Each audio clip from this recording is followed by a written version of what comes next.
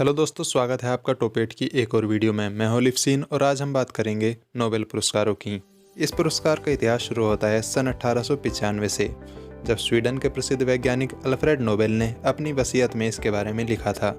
उनकी इच्छा थी कि उनकी संपत्ति और उस संपत्ति के ब्याज से हर साल उन लोगों को सम्मानित किया जाए जिन्होंने मानव कल्याण के क्षेत्र में कुछ अच्छे काम किए हों।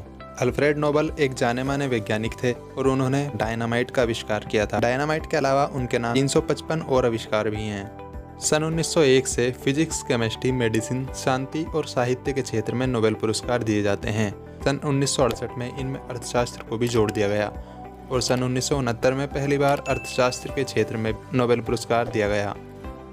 अब तक कुल मिलाकर 9 भारतीयों को नोबेल पुरस्कार मिल चुका है, जिनमें सबसे पहले रविन्द्रनाथ टैगोर को सन 1913 में साहित्य के क्षेत्र का नोबेल पुरस्कार मिला था। यह पुरस्कार उनकी काव्य कृति गीतांजलि के लिए दिया गया था। फिजिक्स के क्षेत्र में अब तक 2 भारतीय वैज्ञानिकों को नोबेल पुरस्कार मिल चुका है। सन 1930 में सर सीवी रमन को प्रकाश के प्रकीर्णन पर किए गए उनके कार्य के लिए और सन 1983 में एस चंद्रशेखर को नष्ट होते हुए तारों के संबंध में चंद्रशेखर लिमिट की खोज के लिए। हालांकि एस चंद्रशेखर का जन्म भारत में हुआ था, लेकिन बाद में वो अमेरिका के नागरिक बन गए थे।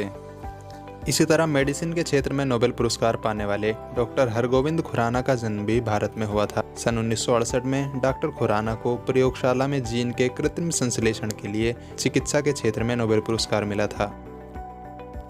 इसी तरह भारत में जन्मे और अमेरिका में बस गए एक और वैज्ञानिक वेंकटरमन रामकृष्णन को सन 2009 में केमिस्ट्री के फील्ड में नोबेल पुरस्कार मिला था। 2 भारतीयों को अर्थशास्त्र के क्षेत्र में भी नोबेल पुरस्कार मिल चुका है। सन 1998 में प्रोफेसर अमर्त्य सेन को कल्याणकारी अर्थशास्त्र के विषय में उनके कार्य के लिए, जबकि सन 2019 में अभिजीत बनर्जी को गरीबी दूर करने के विषय में वैश्विक रूप से कार्य करने के लिए। सन 2019 का अभिजीत बनर्जी का यह नोबेल पुरस्कार किसी भी भारतीय का लेटेस्ट नोबेल पुरस्कार है। उसके बाद से अभी तक किसी भारतीय को यह पुरस्कार नहीं मिला।